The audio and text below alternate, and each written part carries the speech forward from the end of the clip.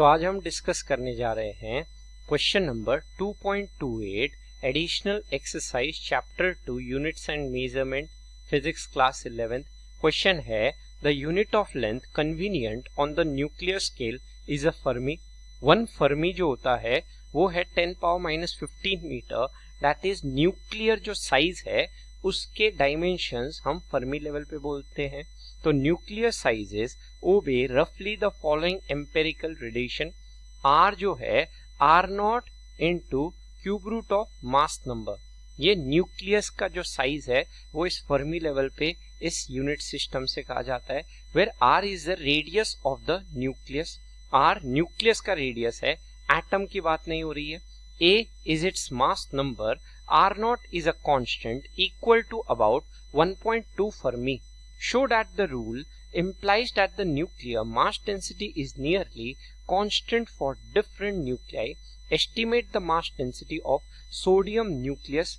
Compare it with the average mass density of a sodium atom obtained in exercise 2.27.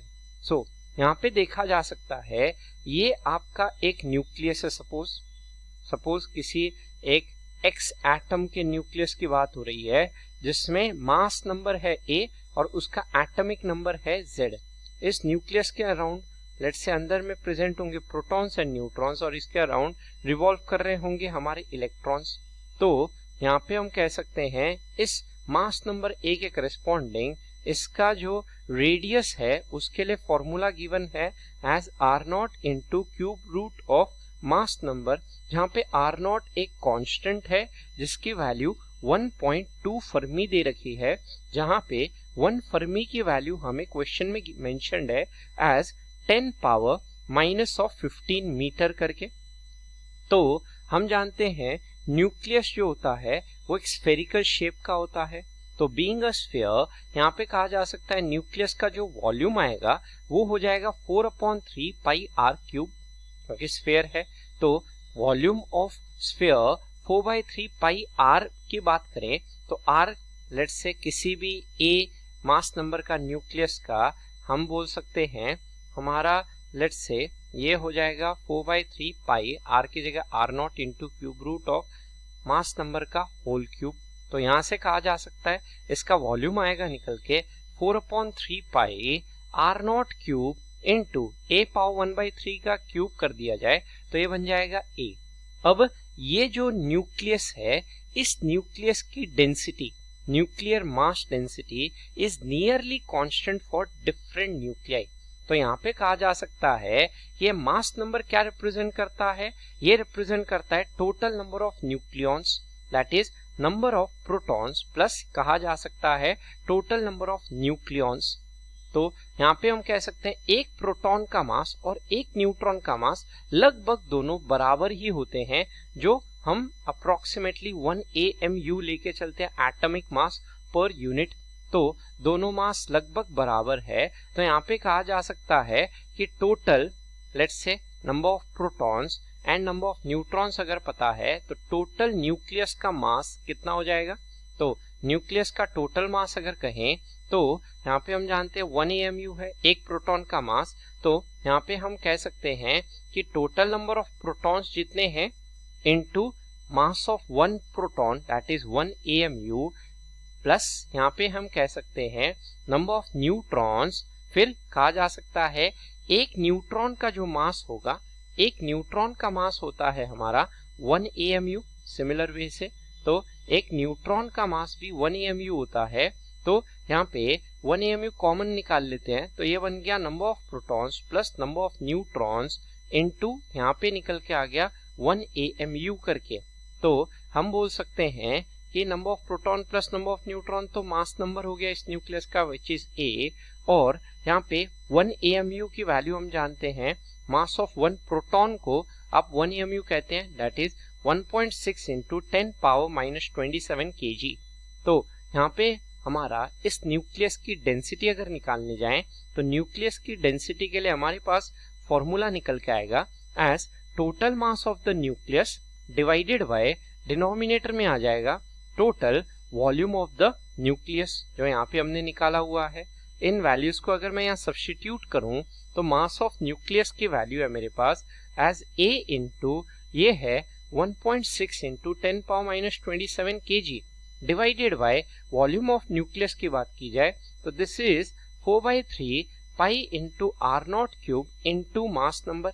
A से A cancel हो गया तो यहाँ से लिख सकते हैं ये आया निकल के 1.6 into 10 power minus 27 kg divided by denominator में है 4/3 पाई इंटू R0 क्यूब। अब R0 की वैल्यू हमारे पास ये रही कांस्टेंट ही है तो यहाँ से हम बोल सकते हैं ये हमारे पास आ जाएगा something like 1.6 into 10 power minus 27 kg divided by यहाँ पे बना हुआ है 4/3 पाई इंटू यहाँ पे है 1.2 इंटू 10 पावर माइनस 15 का ये है होल क्यूब। तो ये पूरा एक कांस्टेंट ही है, यही हमें शो करना था कि ये जो न्यूक्लियस की मास डेंसिटी है is nearly constant for all nuclei. चाहे आप हाइड्रोजन के न्यूक्लियाई की बात करें या यूरेनियम न्यूक्लियस की बात करें, सबकी न्यूक्लियर मास डेंसिटी कांस्टेंट होती है और इसका वैल्यू हमें पता एस्टिमेट करना है, estimate the mass density of sodium nucleus, और इसे कंपेयर करना है with average mass density of sodium atom obtained in exercise 2.27। तो हमने सोडियम एटम के लेट्स से बात करें न्यूक्लियस डेंसिटी प्रीवियस क्वेश्चन में निकाली थी और यहाँ से न्यूक्लियस की लेट्स से अगर हम सोडियम न्यूक्लियस की मास डेंसिटी बात करें तो सोडियम न्यूक्लियस की मास डेंसिटी हो या किसी भी न्यूक्लियस की मास डेंसिटी हो आपकी सबकी सेम ही आएगी। तो ये कांस्टेंट कैलकुलेशन पे आने वाला, तो जब कैलकुलेशन किया जाएगा न्यूक्लियस की डेंसिटी आएगी लेट्स से सोडियम न्यूक्लियस की डेंसिटी हो जाएगी 2.29 इंटू 10 पावर 17 kg पर क्यूबिक मीटर और सोडियम एटम की डेंसिटी हमने निकाली थी प्रीवियस क्वेश्चन में as 4.67 into 10 power minus 3 kg पर क्यूबिक मीटर। तो देख रहे हैं ये जो न्यूक्लियस होता है इसका बहुत ज्यादा डेंसिटी होता है compare to that of atom. तो कहा जा सकता है nucleus is heavily densed, therefore ये हमारा आंसर हो गया। हमें बस कंपेयर करना था तो यहाँ से कहा जा सकता है न्यूक्लियस की जो डेंसिटी होती है वो एटम के डेंसिटी से बहुत ज्यादा होती है। तो यहाँ से हम कह सकते हैं न्यूक्लियस की density is very very greater than that of sodium atom. तो ये है हमारा आंसर। आई गेस समझ आया, यहाँ तक स्क्रीनशॉट ले लो। नेक्स्ट 2.29 पे आते हैं। A laser is a source of very intense monochromatic and unidirectional beam of light. Laser light सबने देखी है तो वो एक बहुत इंटेंसिटी, उसकी ज्यादा इंटेंसिटी होती है। मोनोक्रोमैटिक का मतलब, मोनो का मतलब होता है सिंगल, क्रोम का मतलब होता है वेवलेंथ, मतलब उसका वेवलेंथ एक सिंगल वेवलेंथ होता है। रेड कलर की आपने देखी होगी, ब्लू कलर की लेट्स से लेजर लाइट होती है। यूनिडायरेक्शनल बीम ऑफ लाइट मतलब एक सिंगल डायरेक्शन में लेजर लाइट होती है। These properties of a laser light can be exploited to measure long distances। तो इस लाइट की प्रॉपर्टी को यूज करके, लेजर लाइट की प्रॉपर्टी को यूज करके ज्यादा लंबे डिस्टेंसेस को मेजर किया जा सकता है। The distance of the moon from the earth has been already determined very precisely using a laser as a source of light. तो लेजर की मदद से मून से अर्थ का डिस्टेंस एक्यूरेटली मेजर किया गया है। Laser light beamed at the moon takes 2.5 seconds to return after reflection at the moon's surface. How much is the radius of the orbit around the earth? तो यहाँ पे हम कह सकते हैं सपोज ये आपका लेट्स से अर्थ है और ये आपका मून है। तो ये हमारा है लेट्स से अर्थ एंड ये है मून। तो यहाँ पे क्या कहा गया है, radius of the orbit around the earth. तो इस मून का लेट्स से हमसे पूछा जा रहा है लूनर ऑर्बिट, इसको हम कह रहे हैं लूनर ऑर्बिट। मतलब ये जो मून जो ऑर्बिट करता है अराउंड द अर्थ, इस ऑर्बिट का रेडियस कितना होगा ये हम पता करना चाहते हैं। तो ये रेडियस की बात कर रहे हैं, तो ये रेडियस हमें ये डिस्टेंस निकालना है। तो यहाँ पे कहा गया है जब एक लाइट हिट करती है, हिट करके अर्थ से लाइट भेजी, अर्थ से लाइट गई मून पे हिट की और मून से वापस रिटर्न होके आई, तो इस दौरान हम बोल सकते हैं अर्थ से मून तक जाने के लिए लाइट को कितना टाइम लगेगा। इस टोटल टाइम रिटर्न होने के लिए 2.56 सेकेंड्स है। तो अर्थ से मून तक लाइट को जाने के लिए आधा टाइम लगने वाला है, जो मेंशन टाइम है उसका आधा। तो टाइम जो हो जाएगा वो लेट्स से अर्थ से मून तक जाने का 2.56/2, दैट इज ये निकल के आएगा 1.28 सेकेंड करके कहा जा सकता है। और लाइट हम जानते हैं, लेजर लाइट जो लाइट है, लाइट की स्पीड हम जानते हैं c होती है, दैट इज 3 × 10⁸ मीटर पर सेकेंड करके। तो हमें ये लूनर ऑर्बिट या radius of the orbit around the earth निकालना है। तो फॉर्मूला होता है speed is equal to distance divided by time. Hence distance formula बन जाएगा स्पीड इनटू टाइम। तो यहाँ से हम कह सकते हैं जो डिस्टेंस यहाँ बात हो रही है वो हो गया लूनर ऑर्बिट रेडियस। इसे हम कह रहे हैं this let's say radius is the lunar orbit. Lunar मतलब मून, तो मून का जो ऑर्बिट करेगा अराउंड द अर्थ उसका रेडियस की बात की जाए तो ये रेडियस हमारे पास आ जाएगा निकल के as let's say speed of light जो हमारे पास है c into time as t। तो c की बात करें तो लाइट की स्पीड है हमारे पास एज 3 × 10⁸ मीटर पर सेकेंड और टाइम है हमारे पास एज 1.28 सेकेंड्स। तो यहाँ से कैलकुलेशन किया जाए 24 फिर 6 8 फिर 3, तो यहाँ से 3.84 इंटू 10⁸ मीटर बन जाएगा। तो ये आया निकल के the radius of the orbit around the earth of that of moon. तो ये है हमारा 2.29। आई गेस समझ आया, यहाँ तक स्क्रीनशॉट ले लें। तो क्वेश्चन नंबर 2.30 है अ सोनार। सोनार क्या होता है? Sound navigation and ranging uses ultrasonic waves to detect and locate objects under water. जैसे वेव्स जो होती हैं वो अपने डायरेक्शन को पता करने के लिए सोनर सिस्टम यूज करते हैं। वो अल्ट्रासोनिक वेव्स एमिट करते हैं ताकि लोकेट कर पाए कि वाटर के अंदर कोई ऑब्स्टैकल कहीं आगे है या नहीं है जो वो पाथ में ट्रैवल कर रहे हैं। तो उसके लिए सोनर सिस्टम यूज किया जाता है। तो इस सोनार में यहाँ बोला गया in a submarine equipped with a sonar. तो सबमरीन जो होती है वो आपके लेट्स से आर्मी यूज करते हैं let's say to navigation purpose के लिए। तो उसके लिए वो सोनर सिस्टम यूज करते हैं। The time delay between generation of a probe wave. Probe wave मतलब यहाँ पे कहा जा सकता है डिटेक्शन वेव कि कोई डिटेक्ट कर रहा है, and the reception of its echo after reflection from an enemy submarine.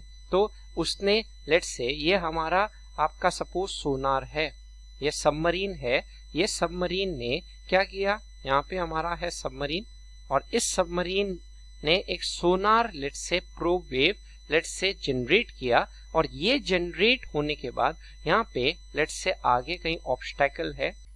तो ये हमारा सबमरीन है। ये सबमरीन लेट्स से एक प्रोब वेव जनरेट करता है। ये वेव जनरेट होके ये ऑब्स्टैकल है, इस ऑब्स्टैकल को हिट करता है और हिट करने के बाद ये साउंड वेव रिफ्लेक्ट करता है जिसके कारण एक इको प्रोड्यूस होता है। अब वो इको कितने टाइम में ट्रैवल करके वापस सबमरीन के पास आता है, ये डिटेक्शन टाइम बोला गया है after reflection from an enemy submarine. ये वो ऑब्स्टैकल जो है वो एनिमी सबमरीन हो गया और इस टोटल टाइम को लग जाता है from emission to detection of this sound wave as 77 seconds.